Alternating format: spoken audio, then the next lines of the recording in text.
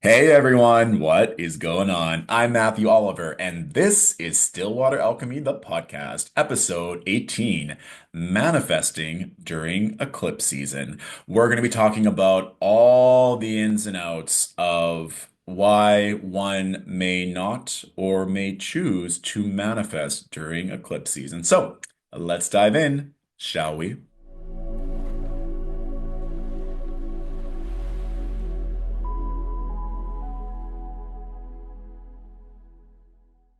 So I thought a lot about how I want to structure this episode. I'm currently recording this on Friday, March 21st.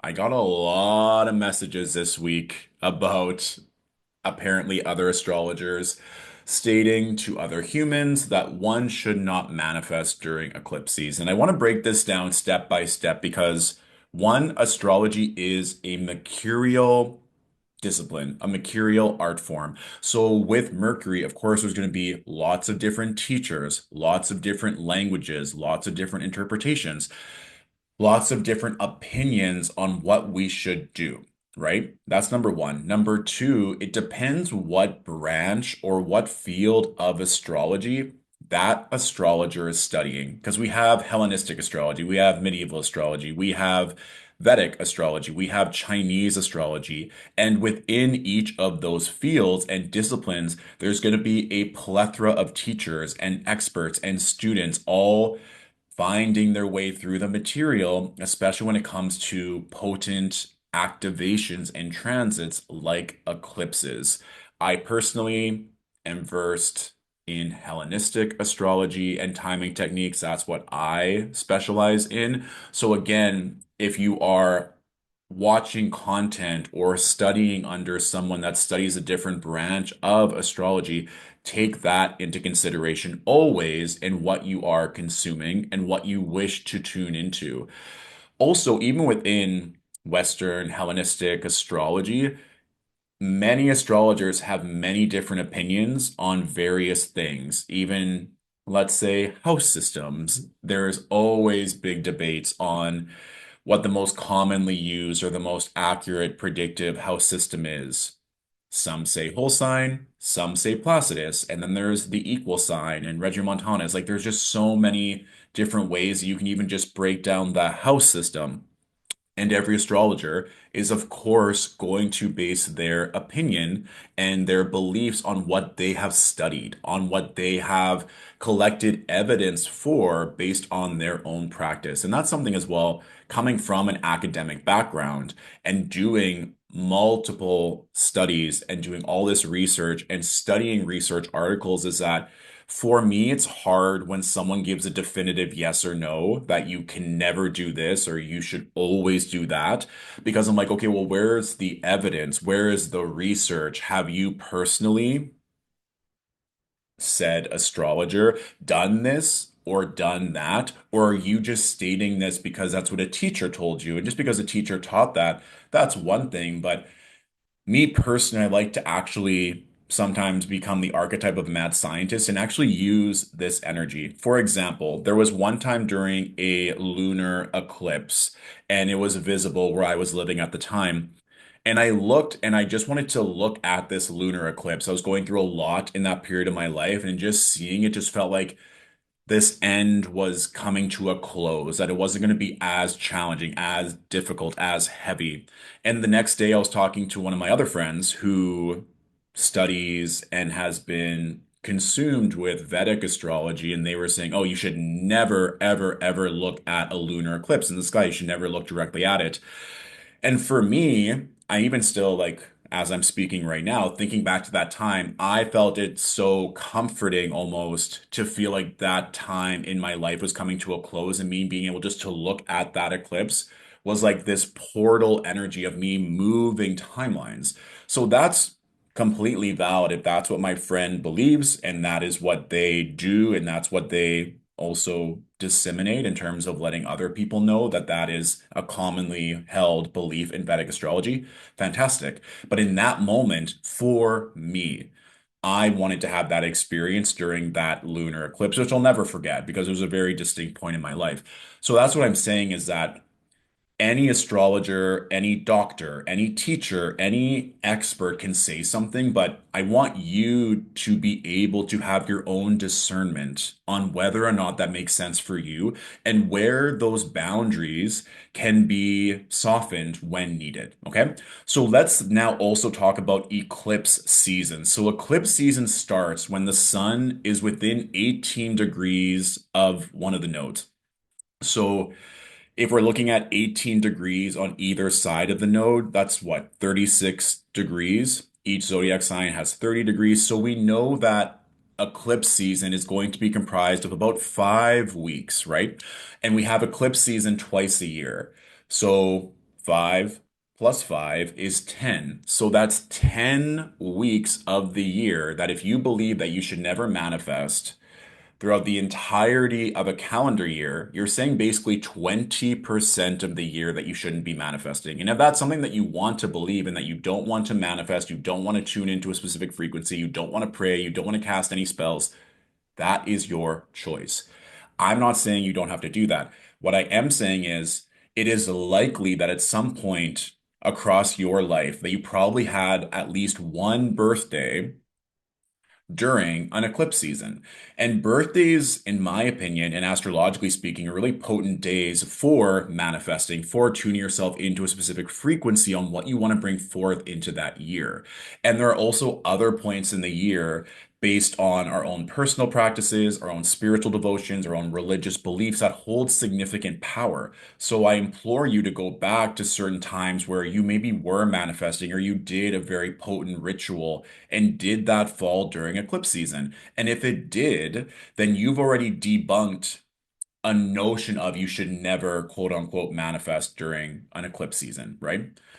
Where I think this gets convoluted is two ways. One, what actually is manifesting, and two, what is what in my opinion is most astrologers are saying why you should not quote unquote manifest during eclipses, specifically the days of the eclipse, not, in my opinion, the entire eclipse season. The reason why astrologers will say that you should hold off on doing energetic work, spiritual work, devotion, ritual, spells, manifesting, however you want to phrase it, is because one of the luminaries, either the sun or the moon, their light is being stolen, especially when it comes to the moon is so potent in a lot of spell work, a lot of ritual work, manifestation. The moon represents the body, the home, our emotions, nurturing. And a lot of times you're doing manifestation, spells, rituals at home or on a piece of sacred land.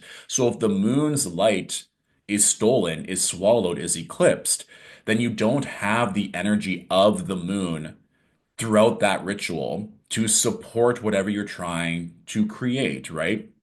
And so, if we're talking about the sun's light being eclipsed, then from an ancient perspective, there was no light at all. And you didn't necessarily know if the sun was going to come back. And kind of in a modern way of interpreting this, I was thinking that let's say someone has really bad abandonment wounds and they see other friends and loved ones in healthy romantic relationships, but it's just been something that has been erratic in their life. That sometimes it lasts for a couple months, a couple of years, but then it disappears, it ends. So let's say you've done a lot of the work, you know that healthy relationships are possible, and you have this amazing partnership. It's going really well, but about 6 months in, you text this person and there's no response. No response for 12 hours, no response for 24 hours, no response now for 30 hours. And maybe everything within you just crashes. You get extremely anxious, you're frustrated, you can't see a way out. All these old things you thought you healed came up because you're like, are they cheating on me? Have they left me? Are they okay? Are they dead? What is going on? That's a really good way of interpreting how the ancients thought that it's like, okay, we know the sun will come back. We know the sun will come back. We know the sun will come back. But then it's like, what if this is a time where it doesn't and all of this was for nothing and we're not going to have any light anymore to harvest and to produce crops, to have light, to travel back and forth. And so if we're talking about doing rituals, spell work, manifestation, when the light of the sun is eclipsed, it can be hard to even know what direction we're moving. We might also have very little energy. If you are a day chart, that means the sun is your greater luminary. So if the sun's light is being eclipsed, your kind of ruling luminary is not there to support you during that specific solar eclipse. And you can also go like a day before the eclipse, the day of the eclipse, and the day after. Or you can do 2 days before and 2 days after. So that would be 5 days for each eclipse, let's say, right? So now instead of it being 35 days every eclipse season, now it's down to 10 days if you wanted to give a 2 day window on either side of the eclipse just to rest, to integrate. And also, I was going to give an analogy for the moon. So let's say you had a surgery where you were under anesthetic.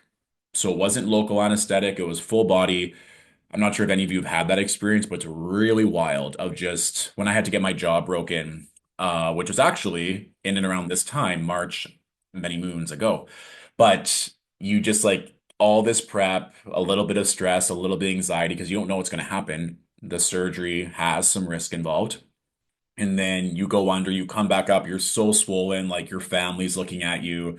You're just like in this daze. And so there's a period of like 3, 4 hours or more, depending on the surgery, where you're not active. So you're not manifesting when you're under anesthetic. You're probably not going to manifest on the day before the surgery and the day after the surgery because you're preparing your body for something being released or something shifting. So it wouldn't make sense. Even like, let's say 3, 4 days after the surgery, you might be able to answer some emails and get back to some things, but you're taking it easy. So during the time that you're under anesthetic, a south node, let's say lunar eclipse, like we had on March 14th this year, 2025, nothing's happening. So that is what astrologers are saying is that one of the lights of the luminaries is not there to support you. And thus, it would not make sense to try to summon these cosmic, divine, godlike energies to help you create, to manifest, to summon an energy that will help you. Now, I also want to get clear on manifestation because I feel like this is another part of the equation that is confusing, which is why people can't get quote unquote the correct answer when it's trying to decipher should I or should I not manifest. The whole notion of manifesting, I was thinking about this and like, I'm not sure if the ancients called it manifesting or kind of like new age thought or kind of like miracles, but the term manifesting, based on my research, became popular when the book The Secret by Rhonda Byrne was released around 2006. And then Oprah also, throughout her promotion of this book, made it into this kind of new wave energy that people then became extremely fascinated about and then commercialized and expanded, right? And so, even if we're just talking about manifesting and the definition of manifest, I just pulled this up from Google, which is like from Oxford. Verb, to display or show a quality or feeling by one's acts or appearance, demonstrate, be evidence of, prove, become apparent through the appearance of symptoms.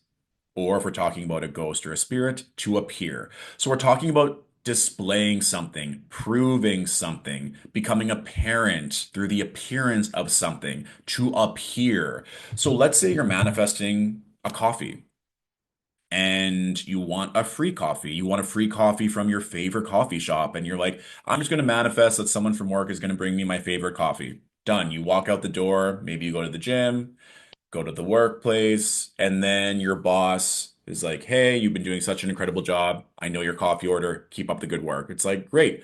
You manifested a coffee. Would you not do that during eclipse season? Well, let's look at what we just talked about. If you're feeling under the weather, if you're sick, if you don't feel like your radiant self, maybe you just want to get through the day. Maybe you just want to get through work. You're not even thinking about coffee. You're like, I just want to get done work so I can go back and crash in my bed.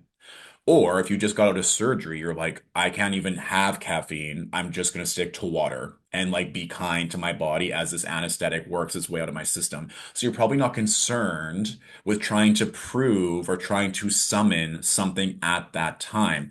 But again, if we're talking about the act of manifestation, I think sometimes people just think it's like when it happens, that is manifesting. So it's like if I want to manifest $1 million. I'm not going to do that during eclipse season. Well, let's just break this down. If you are truly in that space of, I'm ready for a financial upgrade, I want to call in the idea, the resources, the support, the relationships, the energy of $1 million. If you are not feeling well, if you are exhausted, if you are irritable, if there's all this chaos and erratic energy going on in your life, it's not saying you couldn't manifest that, but maybe you're more concerned with wrapping up loose ends. Maybe you're more concerned with talking to a financial advisor to get your current finances in order on where to invest. Maybe you're spending your time getting everything cleared up, which still, even in my mind, you're still in the act of manifestation because now you're calling in more financial expansion. So then you're probably going to get the downloads of, go speak to this advisor. You need to finish this up. Let's set up a payment schedule for the debt that you have. So you're already in the process of manifesting. Even thinking of another example, let's say from when you were 3 years old, you always knew that you wanted to have a family and you wanted to have children. So that thought, and now you are starting to manifest having a family with children. And let's say you are 18, your first love, they broke your heart. You don't just give up on the manifestation. You're now still holding the vision, if we're going with the definition of manifest, to prove, be evidence of, become apparent through the appearance of symptoms, you are still going to be in that alignment. And maybe that first love heartbreak taught you so much about self-worth and personal boundaries. And then you meet someone else at age 25 and you think you're going to get married. Maybe you get engaged and you're like, actually, I'm just trying to force this. I don't actually love them. I'm just so desperate to get this dream of mine manifested into reality. So you break off the engagement. Maybe there's a bit of an ego death because of shame or humiliation or guilt or whatever that may be. And then maybe it's not until later on in life, maybe it's 35, 37, 39, when it's like now you meet the aligned partner. The children come, the family comes. So if you started that manifestation at age 3, and it happened at 39, that's 36 years where you were consistently manifesting that entire time to prove to yourself, to collect the experiences, to get the best and highest form of that children and family. I just feel like for me, manifesting isn't just getting it. It's everything that you learn the entire time. I even give this example to clients. It's like, let's say you want to go on a beautiful trip to Spain, right? So the manifestation doesn't just happen when you get to Spain. It's getting the initial download of like, oh, for some reason, like I want to go to Spain. Maybe I'm going to live there. Maybe I'm just going to like suss it out. So now we're thinking about Spain. Now we're looking at flights. Maybe you're talking to your boss to get the time off. That you're still manifesting the entire time. Even when you are in Spain, there's still things that are going to go on. Like the manifestation is like ripened, it's full, but there's still room to grow and expand upon that manifestation if you so choose. And then when you get back home, maybe there's even more downloads of what's coming on. So that manifestation is still bearing fruit. And all this is to say, just in my mind, it doesn't make sense that you would stop manifesting during an eclipse season. So you like, let's say you get to Spain during eclipse season, you're like, oh, I can't enjoy this now. Or like, let's say your flight was delayed. You're like, oh, this is a bad omen. Maybe it's a bad omen, but if the flight's just delayed by 3 hours or by 8 hours, it's like, okay, it's delayed by 8 hours. Now you can continue on. Maybe it's also a Mercury retrograde during that eclipse, like we currently have now at the time of recording. And if that's meant for you, it's meant for you. And there's always going to be a contraction before the expansion every single time. But I just feel like sometimes humans give up if it doesn't happen on their timeline. And then they settle these rules and stipulations on things that they should or shouldn't do that ultimately prevent them from getting what they want. So I do personally agree on the days of an eclipse, especially when it's an eclipse connected to the south node, which is about purging and releasing and can sometimes bring up all these things to the surface that you thought that you would work through to be further worked through at a much greater level. Of course, I would not do a full entire ritual when I am exhausted, when I don't have the capacity to even hold space for myself, never mind to summon a higher frequency, a higher energy, whatever that is. I truly believe that from an ancient astrology perspective, let's say, that really partaking in a ritual, honoring all of the elements, all of the directions, actually having an offering, doing all of these things, setting up like a sacred intention. Like some of these rituals would last all day, would last multiple days. And so engaging in these types of rituals, whether it be to the land, for money, for love, like whichever deity or planet you want to summon to have that ritual for, it likely wouldn't make sense, right? During an eclipse where everyone's energy is very, very low, why would you be spending all of this time and energy to have that ritual to summon, to manifest, to give grace to something when you yourself don't have energy? That would be like going to work and pitching your dream job or your dream proposal when you're sick and you're hacking. They're like, what are you doing? Go home. Like, you're not of use to anyone. And now you're actually making us all look bad because you think that it's appropriate to come into work sick. And now you're potentially getting us sick, right? Like you're spewing this not aligned energy on everyone, but you think you have to show up. It's like, this is my moment. I have to do it. It's like, well, maybe it's not actually your moment and this isn't the time. That for me makes sense during an eclipse. But throughout the rest of eclipse season, especially depending on what transits are going through, what transits are activating your specific natal chart, it's going to be different. And truly, truly, I mean this sincerely. If it makes you feel better, to just take that 5 weeks off every eclipse season, to not manifest, to not pray, to not do any spell work, to not do anything, fantastic. This is your life. You get to choose what's best for you. But the point with this podcast and my intention was to give different perspectives on how can you use eclipse season, what are things to note of the actual eclipses? And if you feel very strongly on if you want to manifest, if you want to do certain rituals, that there are still windows within there to do it. Another like common day ritual would be a wedding, right? Like it's a ritual for Venus and Saturn, in my opinion, like this long-term committed love. And there are, I'm sure, people that have gotten married during eclipse season, right? Like they are now summoning and manifesting and proving and giving evidence of their love to one another. So that again, too, if you want to look back to certain pivotal parts of your life where you really were calling in the highest form of love, money, health, did they fall during an eclipse? Because again, one of the main definitions of eclipse season and eclipses in general are grand beginnings and grand endings. So in order for something new to come about, there usually is some kind of purging or releasing for that new energy to be able to come in, right? Let's say you want a brand new wardrobe, all these beautiful designer clothes. Well, there's no room in the closet. Where are these clothes going to go? So some clothes, some space, or like maybe you need to build an extension of your house to then have all these new clothes. So again, something needs to be a little bit destroyed and rearranged before the expansion can come. Same thing, like let's say you want to start your own business, but you're already fully at capacity with all your current commitments and your current job. Maybe you're working a couple part-time jobs. Well, something has to be released before something new can come in. And that can be very scary. It's like, well, how am I going to make money? How is this going to work?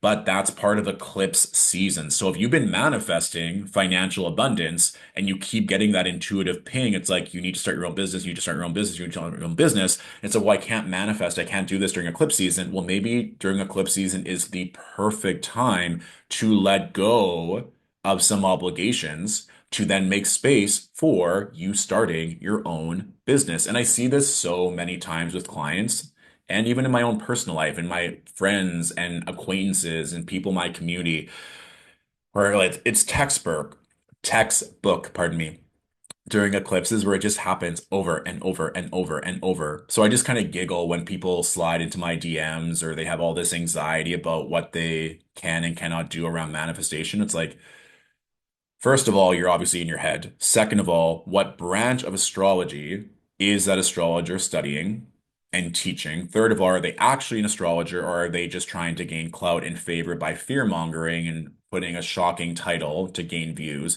And last of all, how does it make you feel? How do you feel consuming that content, right?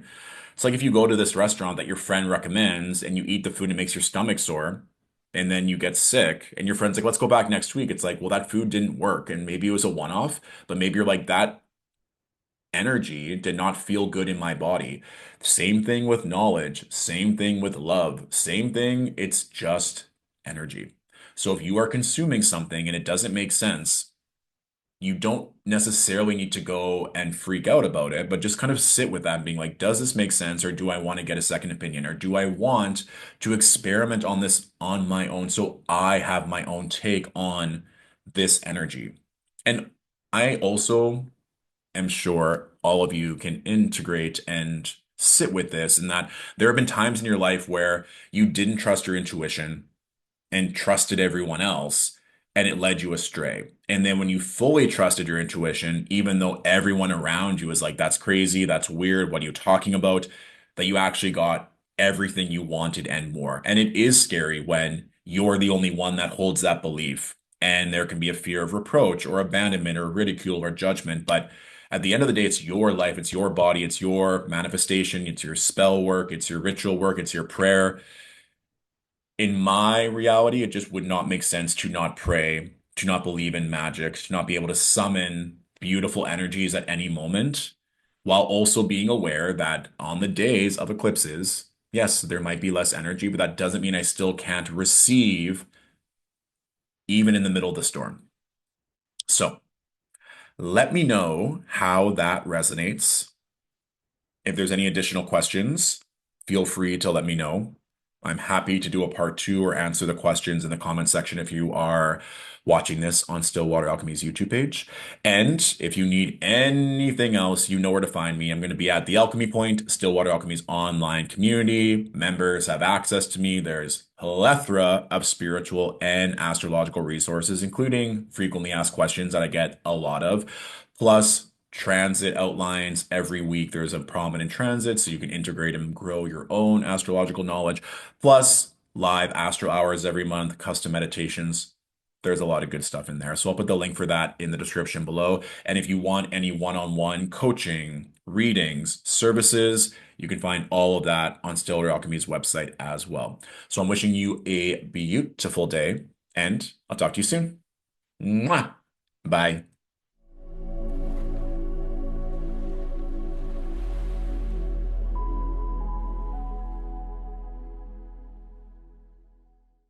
So I usually have some fun little quip or additional musing for those watching the YouTube version, but that episode was pretty tight and succinct. So if you stuck around, I'm just giving you a little bit of extra love for your day. Mwah, mwah, mwah.